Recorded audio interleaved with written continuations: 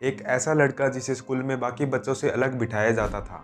उसके साथ इतना भेदभाव किया जाता था कि उसे पानी तक नहीं छूने दिया जाता था और उसे पानी भी पियोन पिलाता था। और जिस दिन पियोन नहीं आता तो उसे पानी भी नहीं मिलता।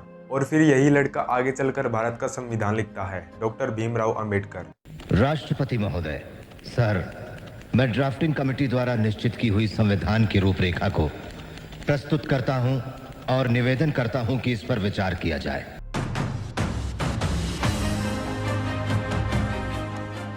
जय श्री राम दोस्तों। इनका जन्म 14 अप्रैल 1891 में मध्य प्रदेश के महू के फौजी कैंट में हुआ। इनका परिवार महर जाति से था, जिन्हें अछूत माना जाता था। बचपन में भीमराव को धूल के बोरे पर बैठकर पढ़ना पड़ता था, जबकि क्लास में दूसरे बच्चे बेंच पर बैठकर पढ़ते थे। क्लास में उन्हें पीने के घड़े को छूने नहीं दिया जाता था। कभी कभी तो पानी उनके मुंह में डाला जाता था। एक बार भीमराव ने छिपकर पानी सामान्य नल से पी लिया तो उन्हें जोर जोर से पीटा गया। और यही नहीं, अगर क्लास में कॉपी चेक होती तो टीचर्स इनकी कॉपी तक नहीं छूते। उन्हें पढ़ाई में इतनी दिलचस्पी थी कि स्कूल पूरा होने के बाद वो अपनी पढ़ाई पूरी करने के लिए विदेश चले गए। इनकी फाइनेंशियल कंडीशन अच्छी नहीं थी तो इन्होंने बड़ौदा के राजा से मदद मांगी। राजा ने उन्हें 3 साल की स्कॉलरशिप दी, जिसमें 11 से 12 डॉलर प्रति महीना नगद राशि थी। उस समय के हिसाब से ये एक बहुत बड़ा अमाउंट था। ये 1913 में अमेरिका की कोलंबिया यूनिवर्सिटी में पढ़ने गए, जहां इन्होंने एमए की इतिहास और अर्थशास्त्र पर पीएचडी की।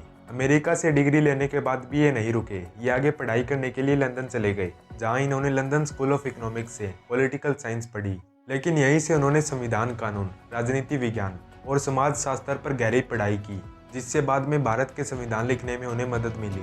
1947 इंडिया आज़ाद हो चुका था, लेकिन अब सबसे बड़ा सवाल ये था कि इस नए देश को चलाया कैसे जाए। इसके लिए बनाई गई कॉन्स्टिट्यूशन असेंबली, जिसका ड्राफ्टिंग कमेटी का चेयरमैन बनाया गया डॉक्टर भीमराव अंबेडकर को, मतलब इंडिया के संविधान का मेन आर्किटेक्ट। अगले 3 साल तक लगातार काम चलता रहा और 114 मीटिंग्स हुई। डॉक्टर भीमराव अंबेडकर ने खुद बैठकर संविधान का ड्राफ्ट तैयार किया। अंबेडकर चाहते थे कि नया इंडिया इक्वल हो, फेयर हो और सबके लिए समान हो। इसलिए उन्होंने संविधान में कुछ पावरफुल राइट्स डाले। आर्टिकल 14, सब लोग लॉ के सामने बराबर है। आर्टिकल 17, अछूत को इलीगल बना दिया गया। लेकिन ये सब इतना आसान नहीं था। कई लोगों का कहना था कि अछूत सिर्फ एक सोशल प्रॉब्लम है, इसे संविधान में लाने की कोई ज़रूरत नहीं। लेकिन आखिरकार 26 नवंबर 1949 को देश का संविधान निर्माण हुआ तो भीमराव अंबेडकर खड़े हुए और कहा, संविधान बनाना मुश्किल था, लेकिन उसे फॉलो करना और भी ज़्यादा मुश्किल होगा। लेकिन इनके सामने एक बहुत बड़ी प्रॉब्लम अभी भी थी, समाज में से भेदभाव को हटाना। उनका मानना था कि धर्म वो होता है जो इंसान को इंसान समझे, ना कि जाति धर्म के नाम पर इंसान को ऊंच नीच में बांट दे। डॉक्टर भीमराव अंबेडकर ने यह पहले से ही कह रखा था कि वो पैदा तो हिंदू धर्म में जरूर हुए हैं, लेकिन मरेंगे हिंदू धर्म में नहीं। तब उन्होंने 14 अक्टूबर 1956 को नागपुर के दीक्षा भूमि में लगभग 3.5 लाख लोगों के साथ बौद्ध धर्म अपना लिया। आप क्या मानते हो, उन्होंने सही किया या फिर नहीं? कमेंट में अपनी राय जरूर देना।